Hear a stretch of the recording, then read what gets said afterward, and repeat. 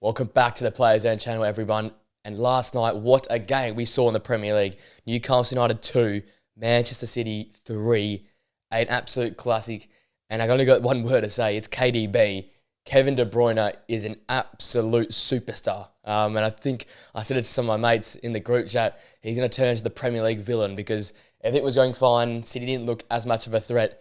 He comes in, obviously the FA Cup turns that game around since he came on, and then comes on this game here, Newcastle leading 2-1, and puts on an absolute masterclass in 20 minutes to get City over the line. But overall, this game was just fantastic. We'll get into De Bruyne and Oscar Bob a little bit later, but the game itself was incredible. You always expect that from a Newcastle home game. It's always hard for teams to travel there, and initially, Man City probably got the better of the two sides.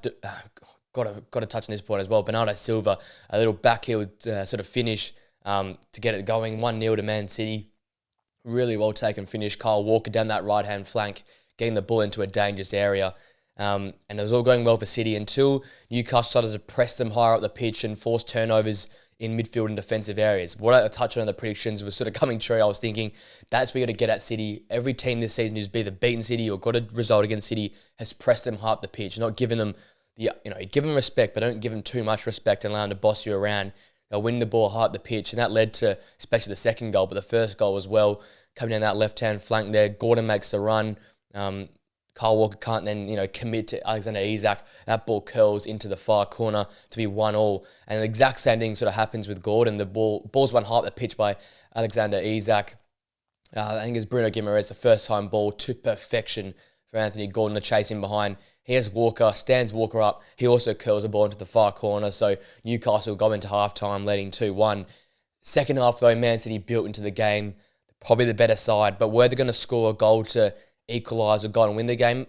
I wasn't really convinced. Man City they're looking good, but I think Newcastle were finding that defensive solidity again. You've got Botman at the back again as well. Trippier had a better performance. De Bruyne was making some big time saves as well, and you thought, are City going to find a way to break through this Newcastle defiant defence? And it took I guess you can't really say a bold decision because it's KDB, but Pep finally made the decision to bring KDB on at the 70th minute mark. And after that point in time, flick of a switch, the game all changed. This guy just has so much about him. We talked about it, me and Nathan on the recent podcast, how he just has so much time. He just can't do anything wrong. And I think he's probably, alongside Mo Salah, been the player of the Premier League over the last 7 to 8 years since he's been here. He commands space. He sees the eye for the ball. And again, in this game as well, a goal and an assist in 20 minutes. It took him 5 touches of the ball and just shy of 4 minutes to put the ball in the back of the net, picks his spot, and what a finish as well. From outside the box, saw Botman, try and extend the leg to make a block, put the ball through his leg and, arrowed it into the bottom corner to make it 2-2. De Bruyne got absolutely no chance. That was the first thing for me. What a bullseye sort of finish. Get City in the game. He's telling them to fire up. Come on, we're going to go again. Mentality, all these sort of things. That's what he brings, a proper leader, a proper champion as well. He was like, no, we're going again. We're scoring another goal.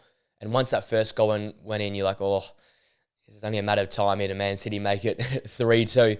And it would come eventually. Kevin De Bruyne from around 30-odd yards out picks a pass, one touch, first time ball over the top. Oscar Bob in behind, didn't have to break stride. And then fair play. I love watching Oscar Bob. I haven't seen as much of him yet, and I'm afraid we're going to see a similar sort of thing to Cole Palmer where he might get transferred or loaned away because he needs more football, because you saw what happened. First ball over the top, takes it down well. That's all Kevin De Bruyne, but after this is all Oscar Bob. Chops inside, gets past Trippier, gets the ball to scramble over the line of the back of the net and wins the game for Manchester City. Once again, though, Kevin De Bruyne, the eye for the pass, no one saw that.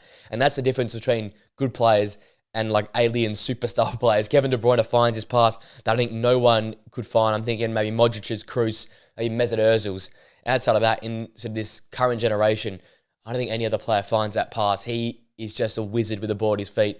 And the fact that Oscar Bob didn't have to break stride, took the ball down, and then obviously did the rest from there on in. But no one's making that pass, and as such, Newcastle probably hold on for a 2-2 result. But it's Kevin De Bruyne's ability to see the pass and also to make the pass, the ability to finish that pass off, and then for Oscar Bob to be so cool, calm and collected to slot that ball in the back of the net.